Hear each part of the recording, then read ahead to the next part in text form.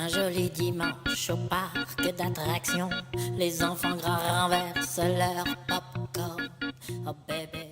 Hello and welcome to my podcast, Miss Kitten Heart Creates.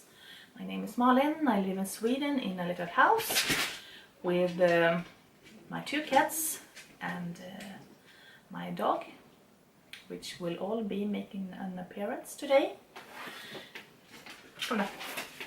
Oh, she wants to say hello. This is my Alice, my poodle puppy who just turned 9 months the other day.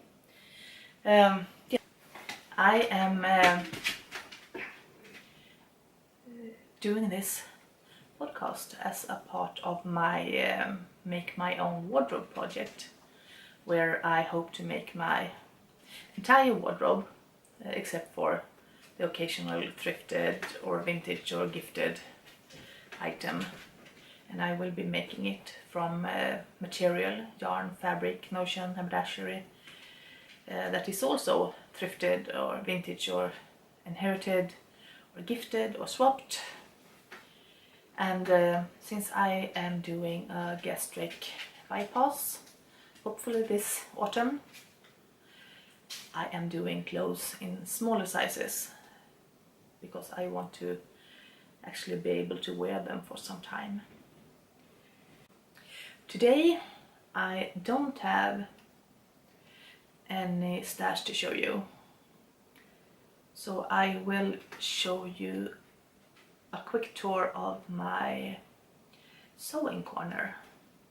And this is in my kitchen. That's the corner where I sit and film.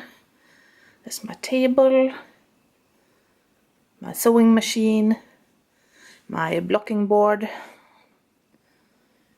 and I just moved this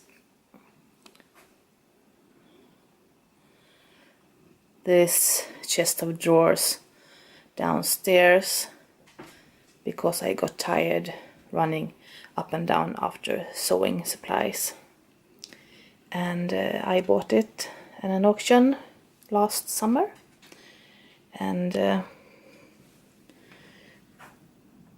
got my pretty knitting needles, and I've got buttons in here, buttons back there, and this is a vintage sewing kit kind of thing. It's from my grandmother, and here I've got fabric scraps and unfinished projects. This is the skirt I showed you in the first episode, and this is a very curious poodle, Alice. And here I have patterns and stuff.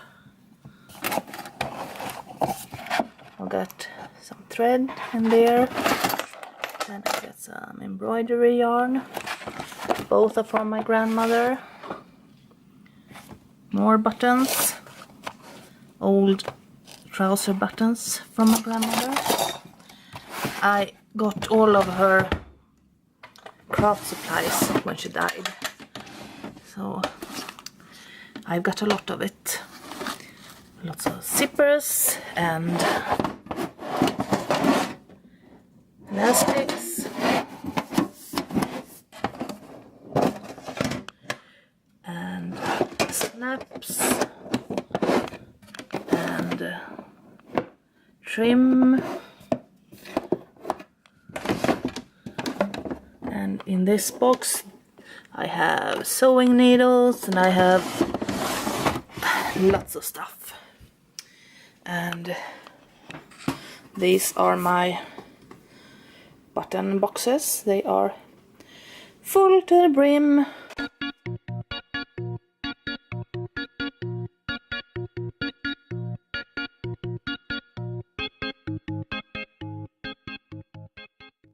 I need to use up some of my buttons, or I need more boxes. Well, I got lots of boxes or tins. And here is my collection of Molly Makes, which I think is a fun magazine. I quit subscribing because I felt I didn't get many new ideas, but I love the ones I have. And above here, every knitter's sewer's best friend. This is my tea shelf. Those are empty, but this is jasmine flowers. A friend sent me them from Vermont. And I have lots of green tea inside of the tins. This is some mint tea, which is in my cup. And this is the same friend who sent the jasmine flowers, sent this as well, and she painted the art on the tin, and she made the art on that as well. Kathy Pratt, look her up, she's wonderful. And a little collection of birds. In my preparation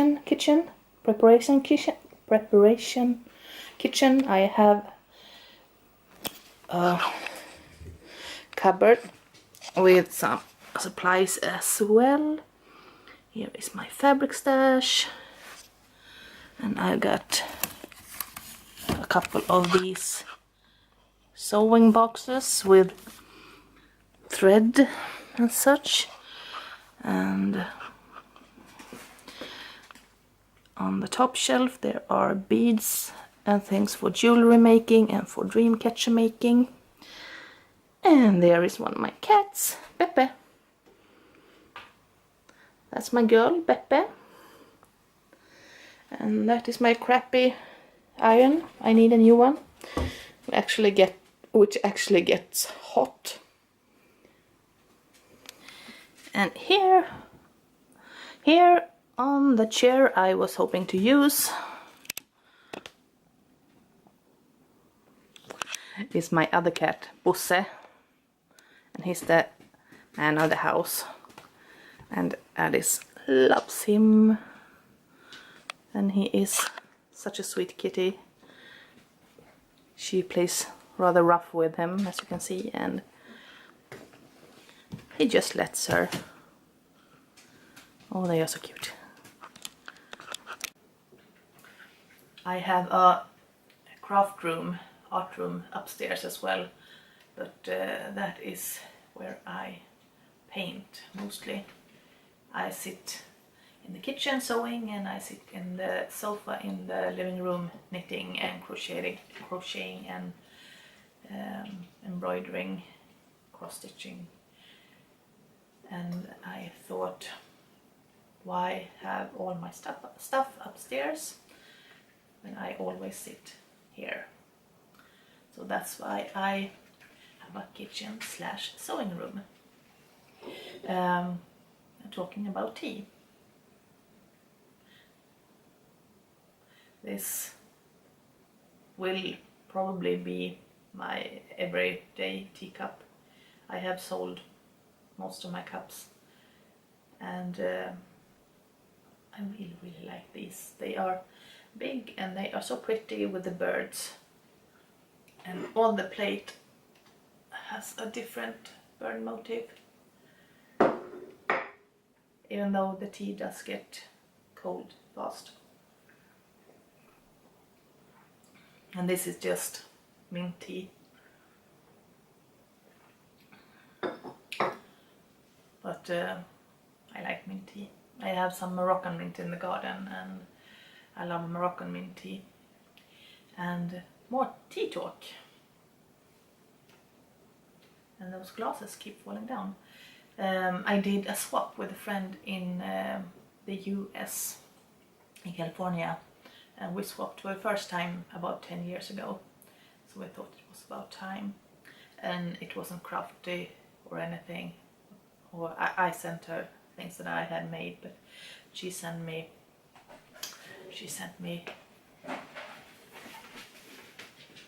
this. You see, it's so pretty. It's a teapot, and yellow is my favorite color. And this has a matte glaze that is amazing. And I haven't used it yet, but I can't wait. So that's pretty much it for stash enhancement. And tea is important. As you can see, tea is important. Teapots are important. I do have whips and foes, works in progress and finished objects, and kind of looks like it's a vintage theme. I have used vintage patterns and vintage inspired patterns and several vintage fabrics, and yeah, I can show you my button favorites of the week.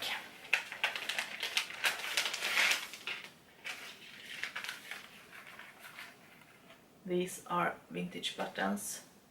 I'll show you them up close.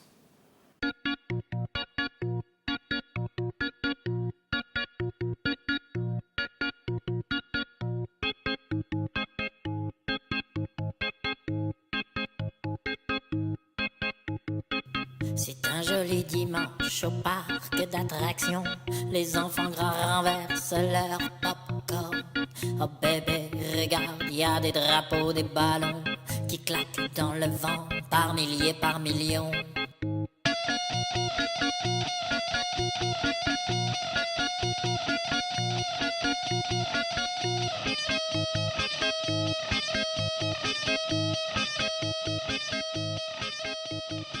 C'est un joli dimanche. And there are some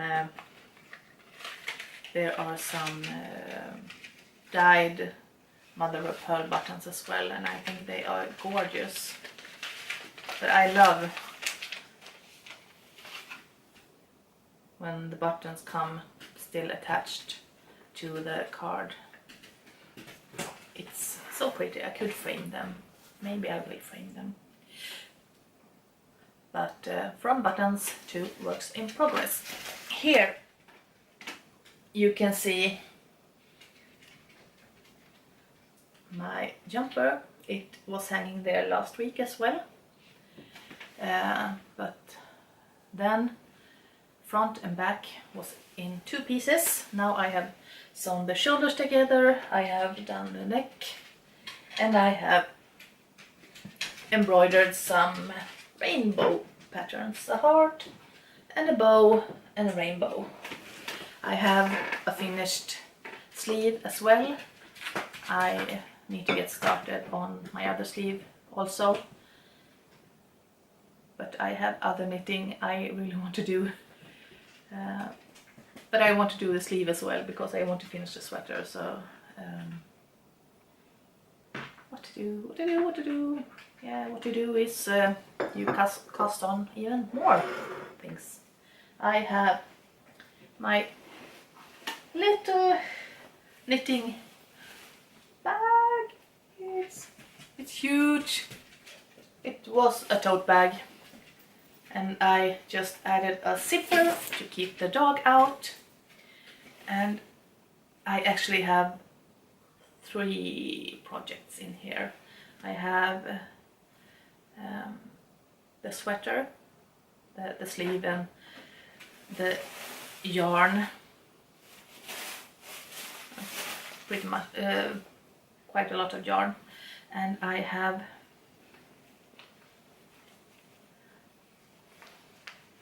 this one, and I was so looking forward to this month to begin, so I could get the pattern for this ice cream shawl.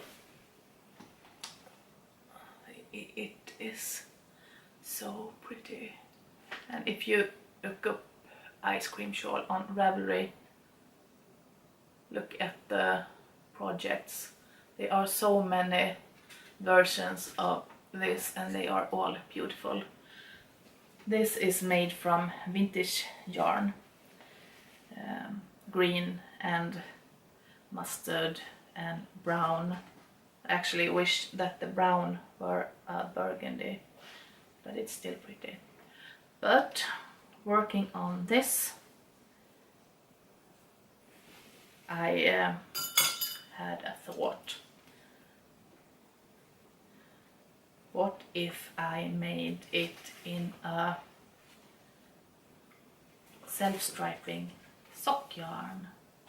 And I have lots of sock yarns in my stash, and I had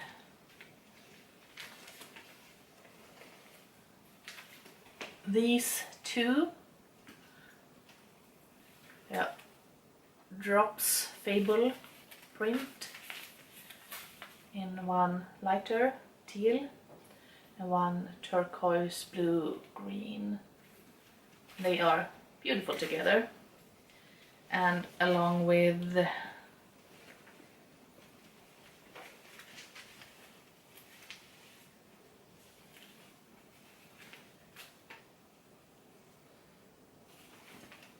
this dark green sock wool from the Arctic Yarn, I am making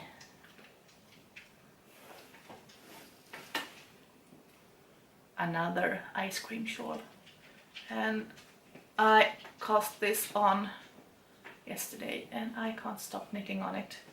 I love seeing the colors change. I'm doing it this way with the darker main color and the light teal as a pattern color, but after about half of it that will change, so it will be the teal bubbles and the dark, the turquoise and the blue and the green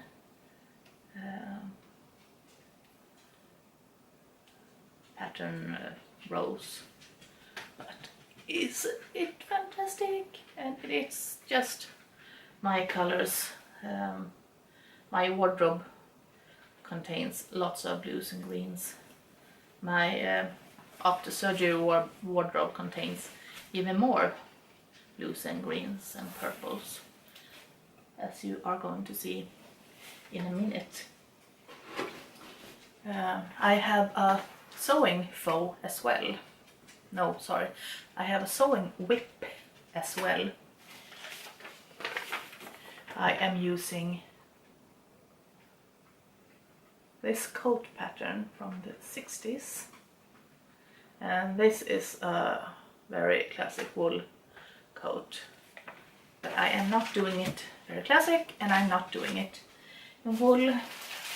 I am waiting for some more flisseline to arrive. So I'm on a standstill with the outer part of the coat, but this is fabric I am using, and it's a pretty thin cotton. I actually thought it was heavier, but it's a thin cotton. I got it, I think I showed you last time. And I have hopefully enough of it to make a dress, or at least a skirt.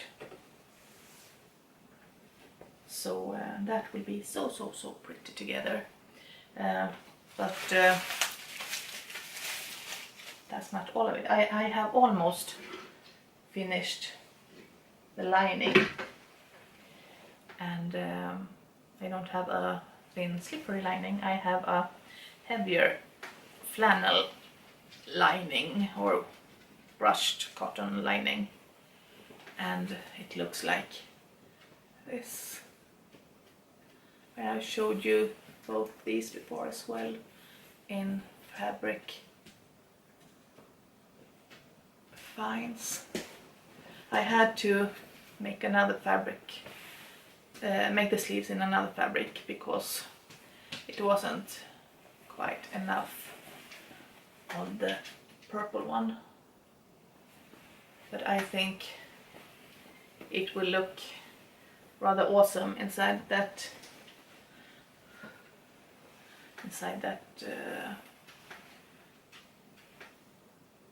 burgundy floral. And I hope to be able to show you my finished coat next time, because it's really a great beginner's coat pattern. Not that I am a beginner sewer. I have been sewing and knitting and crafting since I was 5, 6, 7 years old, all my life. My mother and my grandmother taught me, but I haven't sewn from patterns since I was in school. And back then we did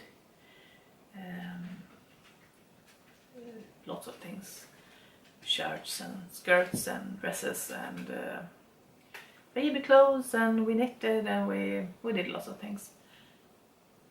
But yeah, it's been 25 years since I sewn from patterns last. So beginner patterns is very appreciated at the moment. And I never sewn a coat, so beginner pattern. I have actually I have been collecting fabric swatches from the things I have made. So that is the coat with the outside and the lining, and this is the first blouse I made.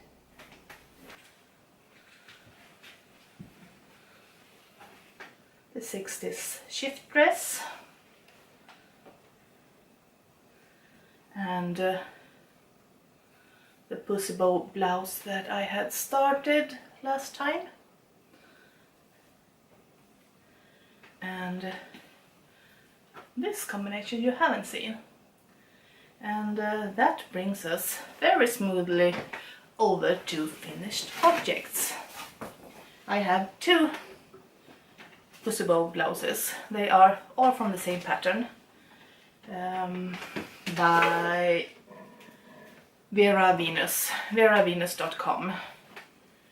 And what can I say? I like that pattern, and I like that it is so adaptable, and it's easy to change it.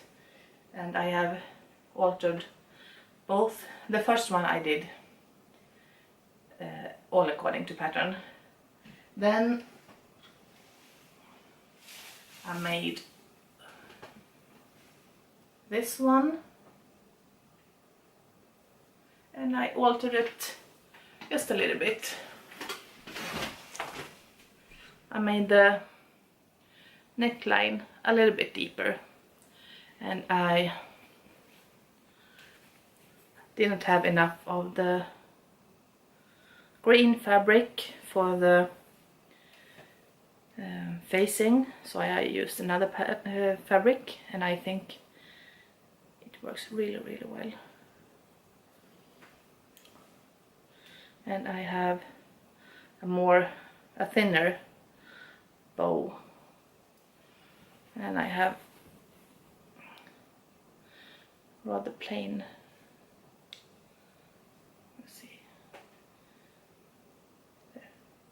rather plain buttons. But I actually, in spite of my button collection, I had a hard time finding buttons that worked both in color and in size.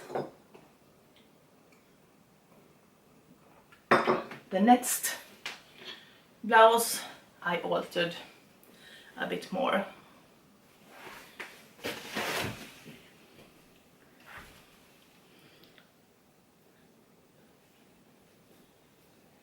I actually did have enough of this blue fabric, but I thrifted an old dress from the 60s or 70s, and it had this kind of shirt, breast. In Swedish it's called kortbröst, shirt breast. Sounds strange, but I really like this. So I altered the pattern, and I also altered the bow after hearing Katie of Inside Number 23 talk about Carol, the film. I saw it and it was cute, but I didn't love it. But one of the characters had a shirt with this kind of bow, and I really liked it. I wish it was fuller, but I had a tiny piece of fabric and I got this out of it, and I had this piece left. The buttons was a bit trickier. Finding buttons that worked both on the pink and on the blue. And I had pretty much decided on mustard yellow buttons, but after doing the buttonholes, these blue little flowers actually looked better. So that's my two finished objects. And did I say I have another one of these planned? This time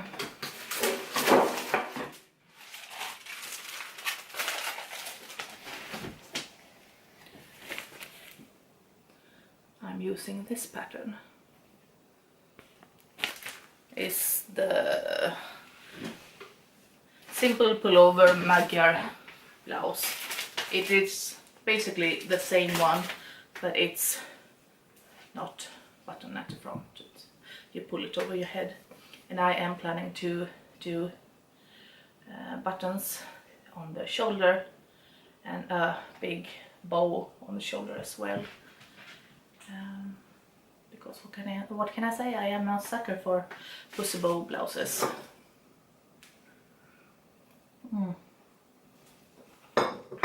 Yes, when I said fabrics were almost all vintage. The one with the roses, that one isn't vintage. It is just a thrifted pair of curtains. And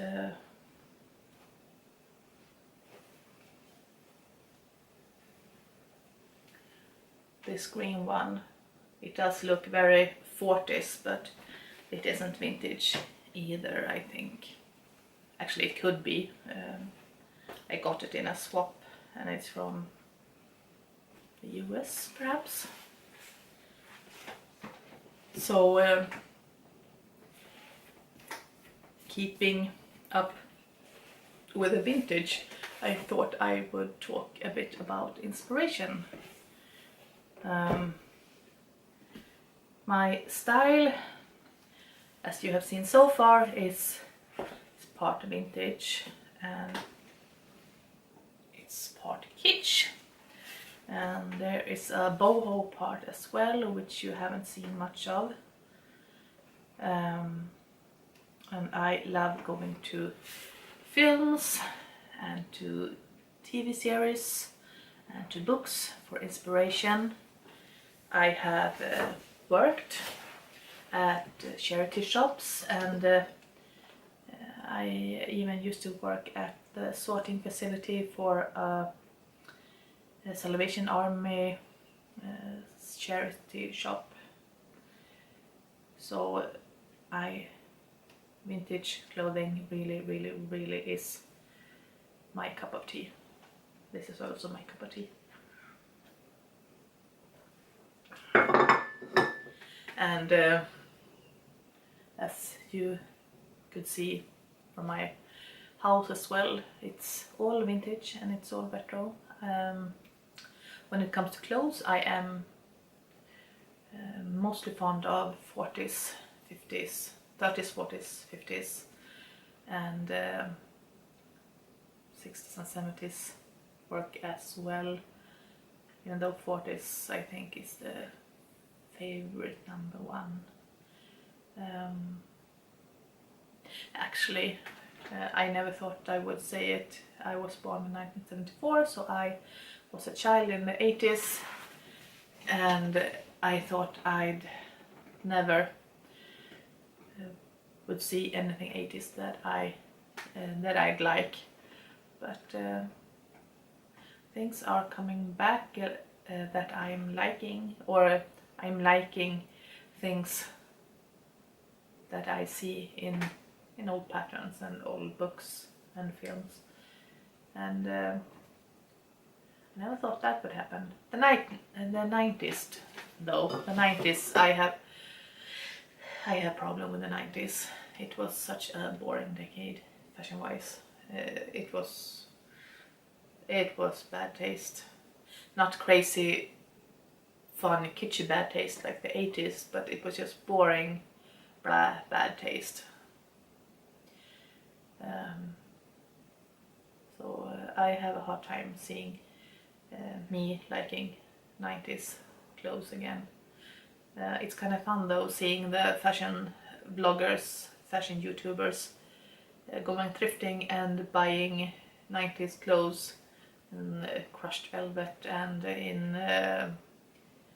this lurex lame, the high-waisted puffy jeans, and how they are crazy about it. And I just see the 90s, and I do, yeah, okay, you should never say never. I do like the long viscose dresses from the 90s, and I am missing those. If you see the first season of Melrose Place, you see loads of them. If you remember the grunge movement, the grunge trend, there were lots of those dresses as well. Longer or shorter viscose dresses with floral patterns, often with the buttons at the front, and wide skirt, and yeah, I miss those. They were nice. But again, inspiration for vintage. I collect vintage pattern books and vintage patterns. I have more knitting patterns than sewing patterns, but I have some.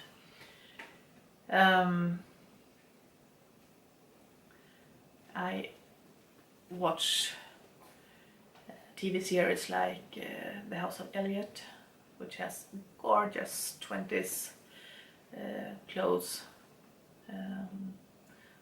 It's about two sisters, Evangeline and Beatrice Elliot, who, when their father died, had to support themselves, and so they start sewing clothes for people, and eventually they are a pretty successful fashion house.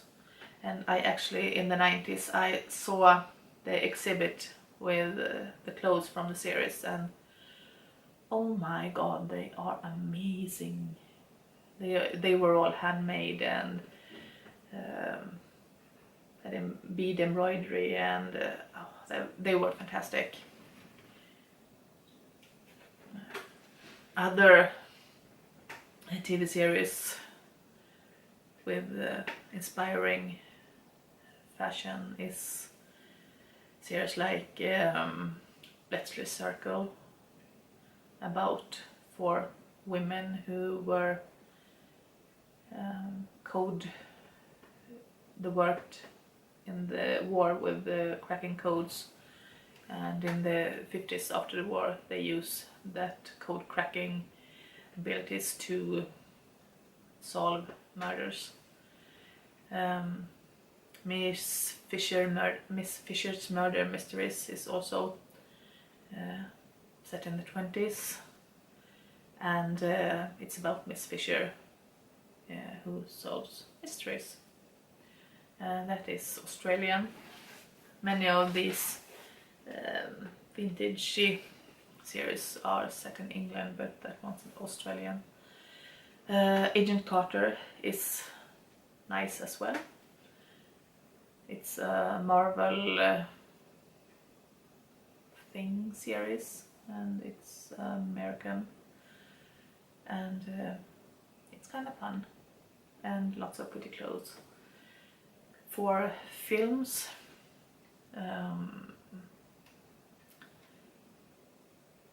oh, I forgot, Twin Peaks, the series, which is finally coming back next year, I think. It actually has the 90s. At the beginning, after re-watching it, I was cringing. It was the white skirt, the big jumpers, it was so bad.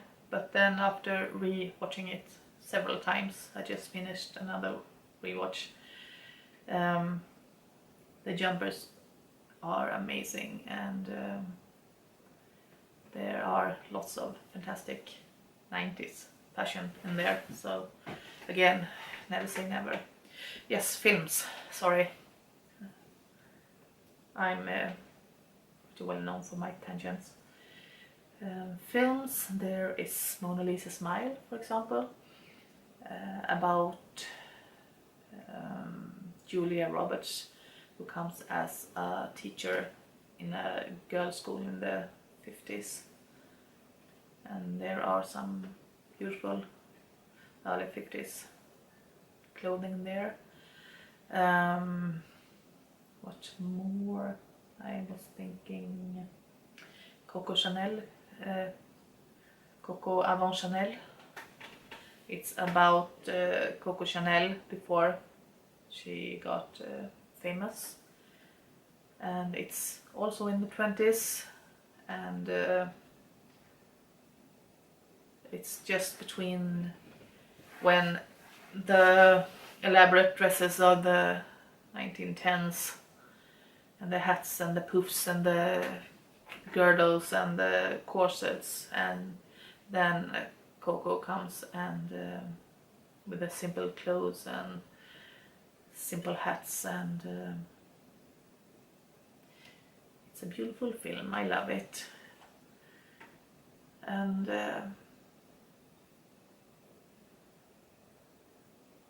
my head is an absolute standstill, which means we go to books.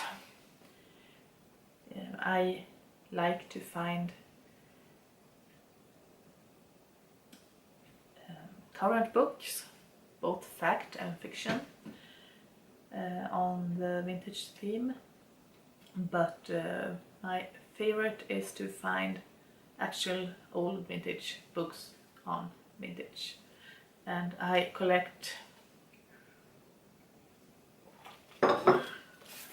these kind of books.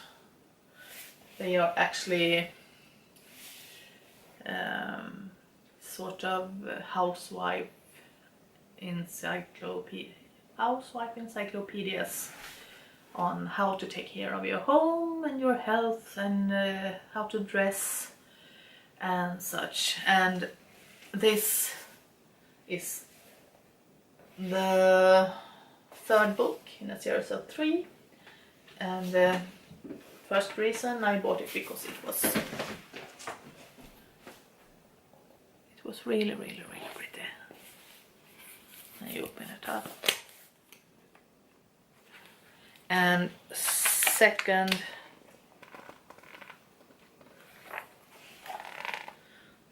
this has a bit of a history of dresses and how to plan your wardrobe,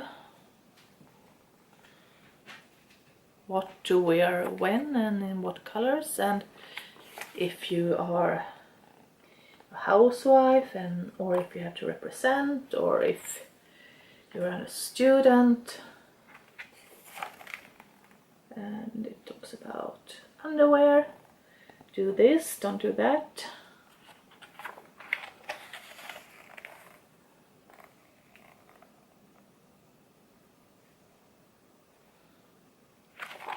And there are loads of beautiful inspiration. There are some of these color illustrations. They are beautiful. There's a chapter on fur. And fur is, of course, a problematic issue. It's difficult, but vintage fur I like and I buy. And I think it's actually the right thing to do, to actually use it when it exists. Yeah, continuing. So books like these are great for inspiration on what they actually looked like back then, because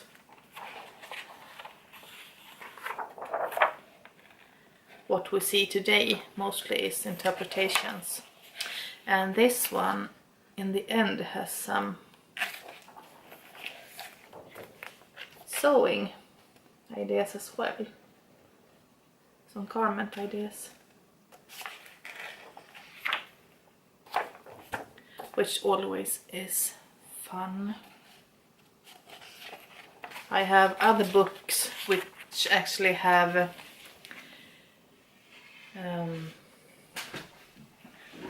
they actually have patterns, but since books are this big, the patterns are on grid paper, and I really need to find me some grid paper so I can enlarge those patterns so I can actually use them. This is absolutely, if you are into vintage fashion or vintage housekeeping or vintage decor, take a look at the book section at the thrift store and see if you can find books like these, because I am sure they are, we weren't the only one making these books in Sweden. They exist all over the Western world, and they are a lot of fun. So I think that is about it. I do think I need to somehow write a schedule or have set headlines or something, because now I'm thinking, yes, it was the whips, and it was the faux, and it was a teapot, and it was vintage, and it was the buttons, and I think I have talked about everything I had planned to talk about, and I think I might have been talking about things I hadn't planned to talk about as well. So I think it's time to call it a day. Next time, I hope it will be in a week. Next time, and not a week and a half. I hope to have a finished coat and a finished rainbow jumper. Maybe even a finished shawl. Maybe. Also, I have an idea for altering a vintage cashmere cardigan I have. It's a red, rather plain one, and it's soft, has a baby's bottom, but it's red. It's really not my color, and I know I can do something a lot more fun with it, something that will work with the rest of my wardrobe.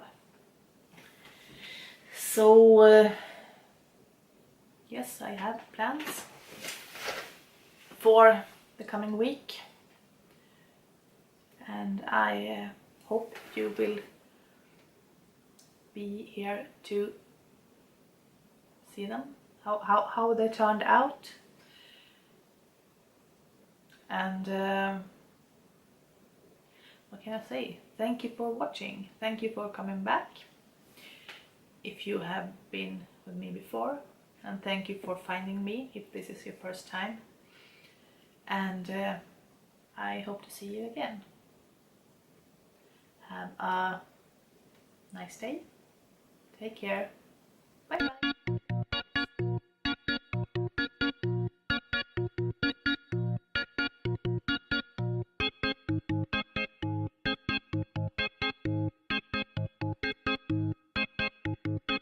C'est un joli dimanche au parc d'attractions. Les enfants grands